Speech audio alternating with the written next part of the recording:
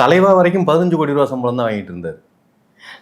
தலைவா வரைக்குமே 15 கோடி ரூபா சம்பளம் தான் விஜய்க்கு.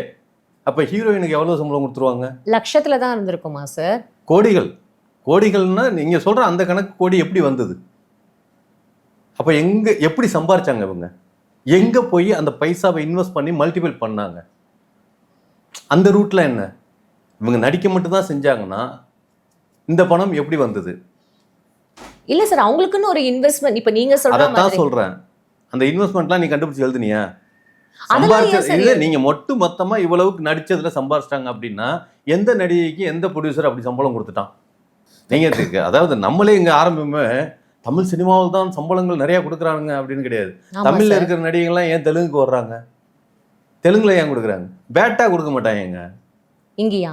இங்க எல்லாம் பேட்டா கொடுக்க மாட்டானுங்க. நீங்க என்ன நினைச்சிட்டு இருக்கீங்க? ரெண்டாவது நடிகைகள் எல்லாம் இங்க டென்ஷன் ஆகுறது என்ன தெரியுமா? ஏன் சம்பளத்தை கூட ஒரு 10 பேர் வருவாங்க. ஏர் ட்ரெஸ்ஸரு, மேக்கப்பு, அவன் அப்புறம் இது தண்ணி பாட்டில் தூக்குறவன், சாப்பாட்டு டப்பா தூக்குறவன், அப்புறம் கால் செருப்பு எடுக்கிறவன், அப்படி இப்படின்ட்டு ஒரு 10 பேர் வேலைக்கு வச்சுப்பாங்க.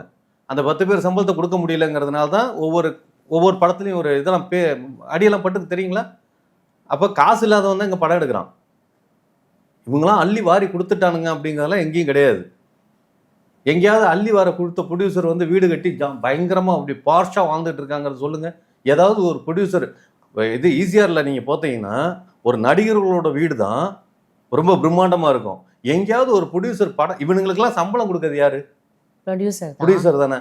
அந்த ப்ரொடியூசர் எங்கேயாவது பயங்கரமான ஒரு மாளிகை கட்டி இவன் வீடுப்பா இத்தனை வருஷமா சொல்லிட்டு இருக்காங்களே, சிவகார்த்தியின் வீடு இப்படி இருக்கு, அஜித் வீடு இப்படி இருக்கு, அவங்களுக்கெல்லாம் சம்பளம் கொடுக்குற ஒருத்தன் இருப்பான்ல, அவன் வீடு ஏன் அப்படி பிரம்மாண்டமா இல்லை? ப்ரொடியூசருங்கிறவங்க பிச்சைக்காரனை வாழ்ந்துட்டு இருக்காங்கிறது எவனுக்குமே தெரியாது. நிறைய ப்ரொடியூசர் செத்தே போயிட்டாங்க.